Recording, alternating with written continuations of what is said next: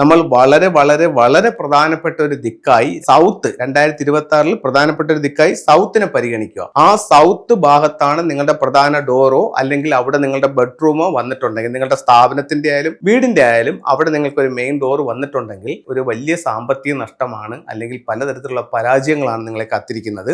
നമുക്ക് ഫംഗ്ഷയുടെ പല ടൂളുകൾ ലാഫിൻ ബുദ്ധ വാങ്ങിച്ചു വെച്ചിട്ടുണ്ട്. അതുപോലെ തന്നെ നമ്മൾ ഒരു പക്ഷേ നോർത്ത് വെസ്റ്റ് കോർണർ ഒരു 6 റോഡ് വിൻജിയം വാങ്ങിച്ചു വെച്ചിട്ടുണ്ട്. അങ്ങനെയൊക്കെ നമ്മൾ ചെയ്തിട്ടുണ്ടെങ്കിലും നമ്മൾ വളരെ പ്രധാനപ്പെട്ട ഒരു ദിക്കായി 2026 പരിഗണിക്കുകയും അതിലെ സൗത്ത് 2026 പ്രധാനപ്പെട്ട ഒരു ദിക്കായി സൗത്തിനെ പരിഗണിക്കുക. ആ സൗത്ത് ഭാഗത്താണ് നിങ്ങളുടെ പ്രധാന ഡോറോ അല്ലെങ്കിൽ അവിടെ നിങ്ങളുടെ ബെഡ്റൂമോ വന്നിട്ടുണ്ടെങ്കിൽ, നിങ്ങളുടെ സ്ഥാപനത്തിന്റെ ആയാലും വീടിന്റെ ആയാലും അവിടെ നിങ്ങൾക്ക് ഒരു മെയിൻ ഡോർ വന്നിട്ടുണ്ടെങ്കിൽ ഈ വർഷം നിങ്ങളെ കാത്തിരിക്കുന്നത് ഒരു വലിയ സാമ്പത്തിക നഷ്ടമാണ്, അല്ലെങ്കിൽ പലതരത്തിലുള്ള പരാജയങ്ങളാണ് നിങ്ങളെ കാത്തിരിക്കുന്നത്. പേടിക്കേണ്ട കാര്യമില്ല. നിങ്ങൾക്ക് അവിടെ അതിന്റെ പരിഹാരങ്ങൾ ചെയ്താൽ മതിയാവും. അവിടെ അതിന്റെ പരിഹാരം എന്ന് പറയുന്നത് ഇത്തരം കാര്യങ്ങളൊന്നും ശ്രദ്ധിക്കുക.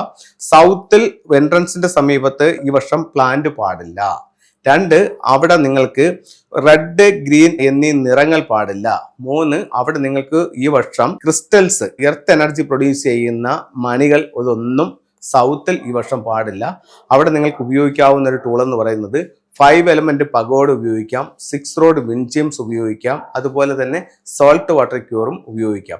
അപ്പോൾ ഇത്തരത്തിലുള്ള കാര്യങ്ങൾ ചെയ്യുന്നത് 5 എന്ന് പറയുന്ന ഒരു ടോട്ടൽ ലോസ് എന്ന സ്റ്റാറിൽ നിന്ന് നമുക്ക് രക്ഷ നേടാനായിട്ട് വളരെ നല്ലൊരു ടൂളാണ്.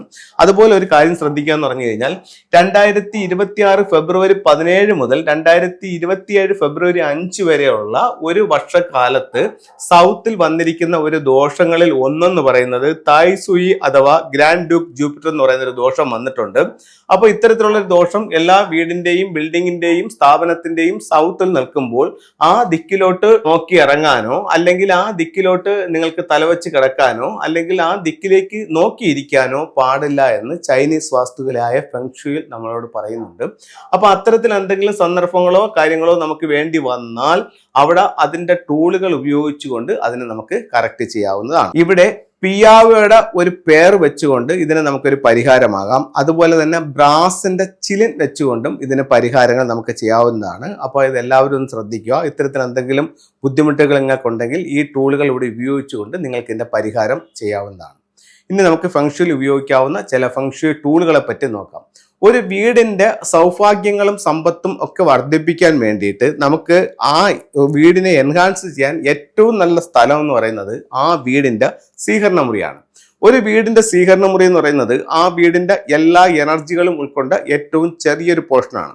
അതിന്റെ ഓരോ ദിക്കുകളും നിങ്ങൾ കൃത്യമായി മനസ്സിലാക്കി അതാത് സ്ഥലങ്ങളിൽ ആ ടൂളുകൾ ഉപയോഗിക്കുകയാണെന്നുണ്ടെങ്കിൽ നല്ല ഒരു പോസിറ്റീവ് എനർജി നിങ്ങളുടെ ജീവിതത്തിലേക്ക് കൊണ്ടുവരാനും നേട്ടങ്ങൾ നേടാനും നിങ്ങൾക്ക് ഫെങ്ഷുയിലൂടെ സാധിക്കുന്നതാണ്. ഇത് ഒരു അരോന മത്സ്യത്തിന്റെ സ്റ്റാച്ചു ആണ്.